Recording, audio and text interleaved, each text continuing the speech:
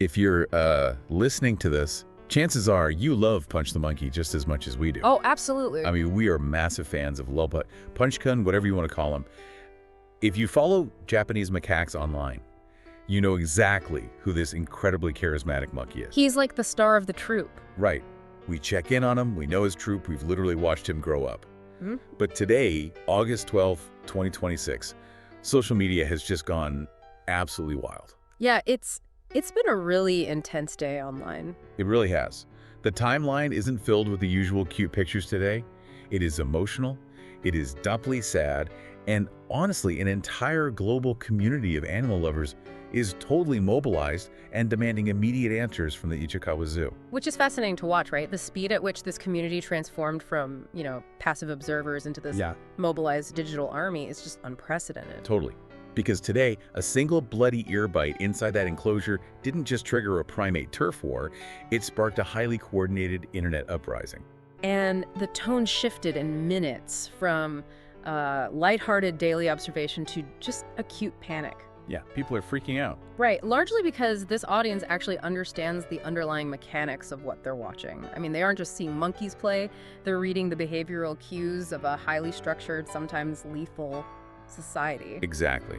And the goal of our deep dive today is to sift through the timeline of this shocking enclosure incident, unpack the public reaction, and look at the very specific management solutions fans are proposing to keep Punch safe. It's a lot to cover. It is. But to understand how a seemingly innocent moment escalated so fast that it literally broke the internet, we have to start by reconstructing the exact chronology of what happened. Right, we have to look at the spark. Yeah, so we have the time-stamped eyewitness accounts, the translated clip circulating on X.com, and, the fan breakdowns. And the incident starts out completely peacefully. Just a normal afternoon. Right. Punch is doing his usual thing, climbing the branches, just minding his own business, and then a baby monkey approaches him, clearly wanting to play. Which happens all the time. Exactly. So Punch reciprocates, he turns, he engages, it's a standard adorable interaction, but then the baby's mother approaches and the situation instantly fractures. It just shatters. Yeah, and she doesn't go after Punch. Inexplicably, she bites her own baby. Right, which sounds completely counterintuitive to us. It's so weird. It is, but the mechanism behind that specific action biting her own infant is where the entire social fabric of the troupe begins to unravel. Okay, unpack that for us, because why would she do that? Well, for an audience familiar with macaques, this is a textbook, albeit pretty extreme, display of maternal policing and tension redirection. Tension redirection. Okay. Yeah. So in matriarchal primate societies, a mother holds a specific rank, and her infant essentially inherits that rank. Okay, I follow. Right, so when that mother sees her high-ranking infant interacting with a subordinate male like Punch, it creates status ambiguity. Oh, interesting. Yeah, she experiences this immediate spike in stress. But instead of initiating a direct physical confrontation with the adult male, which, carries a biological risk of injury for her, she displaces that aggression onto the safest possible target just to break up the interaction. Wow. So she punishes the infant. Exactly. I look at that and it honestly reminds me of, like, a toxic corporate hierarchy. Oh, that's a great way to put it. Right. It's like a vice president who is furious about a missed deadline, but instead of yelling at the CEO who caused the delay, they walk out of the boardroom and immediately scream at their own intern to reestablish their authority in the chain of command. Yes. The intern takes the hit because the power dynamic allows it. Exactly. But in this macaque troupe, the baby starts screaming. Really loudly. Yeah. And that scream is what turns an isolated disciplinary moment into a full-on mob attack. Because that vocalization acts as an evolutionary alarm bell. Japanese macaques operate on these complex matrilineal kin lines, so an infant's distress cry is basically a non-negotiable recruitment call for its relatives. It's a siren. Exactly. The moment that baby screams, the higher-ranking adult females, who the internet has very accurately categorized as the mamas, are biologically hardwired to respond to the chaos. They just rush the scene. Instantly. But okay, I have to challenge the logic of what happens next, though. The mamas rush in, but they don't attack the mother who actually bit the baby. No, they don't. They swarm Punch. Why is a subordinate male the target when he was literally just sitting there? If the goal is to protect the infant, the math just doesn't add up to me. Well, the math is entirely based on maintaining the status quo. Okay. What you're seeing is collective, redirected aggression fueled by a kind of mob mentality. So they're just feeding off each other. Exactly. The initial cause, the mother biting her infant, becomes totally irrelevant the second that alarm sounds. Wow. When the mamas arrive, they just see a chaotic environment with a subordinate male at the center of it. Right. For the matriarchs, asserting dominance and restoring troop order is paramount. So Punch becomes the scapegoat. Just because it's convenient. Pretty much. Attacking a subordinate is the most efficient way for the high-ranking females to solidify their alliance and release the tension in the group. That is so unfair. It is, but they are essentially using violence against Punch as a tool for social cohesion among themselves. Which means 3 larger adult female monkeys instantly gang up on him in a completely unprovoked 3-on-1 assault. Yeah. And the speed at which this transitions from playtime to sheer violence is exactly why the details of this attack are just so horrifying to watch. It's incredibly distressing footage. It really is, and it's crucial we document those mechanics because the sources we are pulling from describe a truly brutal scene. I mean, the mamas were actively trying to tear him apart. Well, the anatomical targeting during the mobbing was highly specific, and it was intended to inflict maximum intimidation and pain. Yeah, eyewitnesses documented one monkey grabbing him and biting his ear, drawing visible blood, which was instantly photographed. Right, and shared across social media. Everyone saw it. Another monkey targeted his lower body, pulling at his bottom end and biting him there. Soft tissue targeting, it's devastating. Exactly. Then there is one specific female, well known to the fans as Otome-chan. Oh, yes, Otome-chan. Yeah, witnesses say she was relentlessly biting him wherever she could land her teeth. It was a relentless assault. But the detail that is haunting everyone's timelines today isn't just visual. It's auditory. The screaming. Yes. The fans are writing extensively about hearing Punch scream in absolute unconcealed terror. And, you know, the distress vocalizations of a subordinate male being mobbed are distinctly different from typical troop chatter. It's not just regular monkey noises. No, it is a primal communication of absolute helplessness. You can see the footage where his eyes lock onto Otome-chan. Oh. He knows he is cornered. He knows he has no way out. One user wrote, "Watching what happened is one thing, but hearing him scream is another entirely." The psychological impact on the viewer is just profound. It really is. But right as it seems like they might actually kill him, a crucial detail shifts the momentum of the entire event. The intervention. Yes, a fourth monkey suddenly intervenes. And that intervention by a fourth party highlights the incredible complexity of macaque politics. Oh, totally. Breaking the momentum of a mod is incredibly dangerous.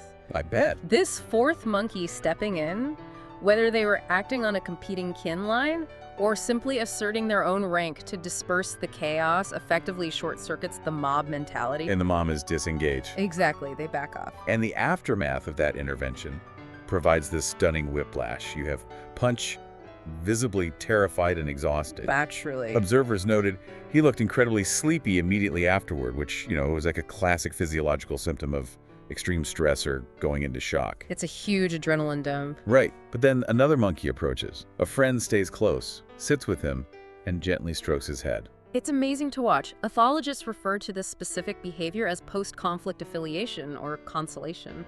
Yeah, and the dual nature of the primate troop is on full display here. How so? Well, the same social structure that generates severe, unforgiving, hierarchical violence also possesses the neurological capacity for profound empathy. That's wild. It is. Consolation behavior serves a vital evolutionary purpose. It lowers the heart rate of the victim, reduces circulating stress hormones, and prevents the complete fragmentation of the troop. So it's like a healing mechanism. Precisely. Yeah. These animals are navigating deep, intricate social bonds, offering psychological first aid to a traumatized companion. And the visual of that moment is staggering. I mean, a bleeding, exhausted Punch being comforted by a friend while still trapped inside the exact same enclosure as the 3 monkeys who just tried to kill him. It's a very heavy image. It really is. And that image is the catalyst fueling this unprecedented online outcry. I am looking at the reaction on social media right now, and the emotional distress of the fans is visceral. They are deeply affected. They're reporting their stomachs churning, they feel physically sick, they are using phrases like broken inside. Yeah. One user posted, "This made me angry, sad, my stomach is churning. This is absolutely, without a doubt, unacceptable." And the intensity of that reaction really stems from a modern psychological phenomenon. parasocial interaction in the digital age. Oh, that makes so much sense. Right, because these fans are not casual zoo visitors who spend 5 minutes at the macaque exhibit on a Saturday. No, they know these monkeys. Exactly. They observe Punch daily through live streams, photo updates, shared video clips. They have formed a deep emotional attachment to this specific animal. He's part of their daily routine. He is, so when they witness him being attacked, they experience a genuine form of vicarious trauma. And that vicarious trauma explains a very specific ominous phrase that keeps popping up in the sources. The Ryu thing. Yes, fans are flooding the timeline in all caps, screaming RYU Flashback with broken heart emojis everywhere. Yeah. Now, the source material doesn't explicitly detail what happened to Ryu, but the community is clearly mapping a collective, historic trauma onto Punch's current crisis. And the invocation of Ryu is a powerful indicator of institutional memory among the fan base. Institutional memory, right? Yeah, when fans yell, "Ryu Flashback," they are communicating that they have seen this specific pattern of zoo management and troop aggression before. And they know how it ends. They know it ends in tragedy. It transforms their response from general concern into acute, desperate alarm. Because they think it's going to happen again. Exactly. They aren't just watching a monkey get bullied. They believe they were watching a countdown to a fatal, repeated mistake by the facility. And that brings the anger squarely to the doorstep of the Ichikawa Zoo. Oh, they are catching a lot of heat. The official account at Ichikawa Zoo is being relentlessly tagged and bombarded. Reports are circulating that the zoo's initial stance was essentially, "Punch is fine, this is just normal monkey behavior." Which did not go over well. Not at all. The fans are violently rejecting that premise. They are posting the photos of his bleeding ear and literally asking the zoo how much blood is needed. A very fair question from their perspective. Yeah. They are demanding immediate veterinary intervention and a transparent management plan. And the conflict here exposes the fundamental friction between traditional zoological PR and modern crowdsourced wildlife auditing. Crowdsourced auditing, I love that. Well, historically, zoos could issue a blanket statement explaining that dominance displays are natural, and the public would just accept it. Right, they'd say, it's just nature. Exactly. Yeah. But this audience has the timestamps, they have the behavioral context, and they understand the underlying biology. They've got the receipts. They really do. A dismissive statement just no longer holds water with this crowd. I have to push on this dynamic, though, because there's a philosophical line being crossed here, I think. Okay, where? When thousands of users are demanding that zookeepers pull a monkey out of an enclosure over an ear bite, are they projecting human, sanitized morals onto wild animals? That's the big question. Right. Macaques are hierarchical. Violence is the mechanism they use to establish dominance. Is the crowd just refusing to accept the harsh reality of nature, or is this a legitimate structural welfare failure by the zoo itself? Well, the captive architecture fundamentally alters the definition of nature. How so? In the wild, a subordinate male like Punch, who finds himself the target of a matriarchal mob, has a crucial defense mechanism: flight. Oh, he can just run away. Exactly. He can put physical distance between himself and the aggressors. He might retreat to the periphery of the troop, or he could leave the group entirely and join a bachelor troop. He has options. Right. But captivity removes the flight option entirely. The zoo's perimeter forces a continuous state of either fight or submit. Yeah. The natural pressure release valve of the jungle has been replaced by concrete and fencing. That completely flips the script. It really does. The fans aren't demanding that the zoo sanitize nature. They are arguing that the enclosure is an artificial thunderdome. That's exactly their point. The zoo removed his biological ability to escape, so the zoo is ethically obligated to provide artificial protection to replace it. Yes, and that is a very sophisticated welfare argument. And what is brilliant about this community is they aren't just complaining. Because they know the troop's kin lines and behavioral patterns better than a casual observer, they are actively diagnosing the structural flaw in the enclosure's dynamic. They've been watching closely. They have, and they've pinpointed what they call the baby boom gang. Which is a highly astute ethological observation by the fan base. It's genius. The fans figured out that the baby monkeys are inadvertently weaponizing the mamas. Yeah. The babies mean absolutely no harm. They are in a natural developmental stage where they use adult males as social jungle gyms to test boundaries and learn behavior. It's how they learn to be monkeys. Right. But every time these adorable, curious infants approach Punch to play, they turn him into a target for the hyper-vigilant, aggressive mothers. It is an impossible trap for him. It really is. And the tragedy of the situation is that the innocent curiosity of the young acts as the catalyst for the lethal violence of the adults. So sad. It is. Punch is basically being punished for participating in the exact socialization that the juveniles require for their own healthy development. But the fans have taken this amateur primatology a step further, and they actually drafted a practical husbandry plan for the zoo. They did. Yeah, they're proposing a highly specific management change. Carefully managed daytime separation during peak hours. Okay. If the babies are currently old enough to spend developmental periods away from their mothers, the fans want the zoo to physically separate the aggressive mamas during the day. And honestly, implementing a rotational enclosure strategy is a standard practice in advanced zoological management. Oh, it is. Yeah, specifically to mitigate these types of artificial pressure cookers. You transition the high-risk, high-ranking adults like Otom-chan into a secondary holding area. Right, to get them out of there. Exactly, or an off-exhibit enrichment space for a set number of circadian hours. But wait, doesn't pulling the alpha females out of the main yard completely ruin the troop dynamic? I mean, you are essentially creating a daily power vacuum. It creates a temporary shift in the hierarchy, sure, which is exactly the point. Oh, I see. By removing the matriarchal enforcers for a few hours, you temporarily suspend the threat of lethal mobbing. Giving Punch a break. Right. This window allows subordinate males like Punch the Freedom to mix, socialize, and build critical social bonds with the juveniles and the rest of the troop without the constant looming threat of a 3-on-1 assault. And then they bring the mamas back later. Yes. The reintegration of the mamas later in the day happens when the troop is generally in a different resting phase, lowering the immediate trigger risk. The fans are drawing a massive line in the sand regarding this strategy. They're not backing down. No. Yeah. They are arguing that if the mothers aren't separated, the fun, enriching freedom of Punch mixing with the babies has to end completely for his own physical survival. Which would be a shame for everyone. It would. They even coined a slogan for this campaign, "One punch, never two." Powerful. Meaning, this brutal attack happened once, and the zoo must ensure it never happens again. They are demanding Ichikawa Zoo publicly release a long-term management plan prioritizing his safety. And honestly, watching an internet community rally to map out daytime separation schedules based on the developmental stages of infant macaques is a masterclass in citizen science. It really is. This collective action represents a fundamental paradigm shift in how the public interacts with captive wildlife. The era of the passive zoogoer is dead. Long dead.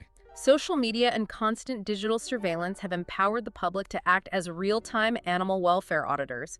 They have the platforms, the data, and the emotional investment to hold these institutions accountable on a global stage instantaneously. You look at the timeline of this single day, starting with a peaceful, playful moment on a branch, devolving in seconds into a brutal mob attack fueled by redirected primate stress. A total roller coaster. Yeah, and then followed by a stunning display of gentle primate empathy, and ending with an entire internet army mobilizing to demand veterinary care and structural reform for little Punch. It forces you to look at the entire concept of a zoo through a completely different lens. It absolutely demands a total reevaluation of the social contract between the institution, the captive animals, and the digital public. Which leaves you, the listener, with a really complex philosophical question to mull over long after you close your app today. What exactly is the future of the modern zoo? If we, as a hypervigilant public, demand that zookeepers constantly intervene to protect vulnerable animals from their own natural, albeit harsh, hierarchies, at what point are we stopping them from being wild monkeys? That's a fascinating point. Right. Are we inadvertently forcing them to live like domesticated pets, curating and sanitizing their social lives just to protect our own human sensitivities? Where exactly is the line between preserving natural animal behavior and our human duty of care when we lock them inside an enclosure with no way out? It's a tough line to draw. It is. The internet has made its demands for Punch, but the long-term answers for captive wildlife are far from settled. Keep your eyes on Ichikawa Zoo. We'll see you next time as we take a deep dive into whatever corner of the sources explodes next.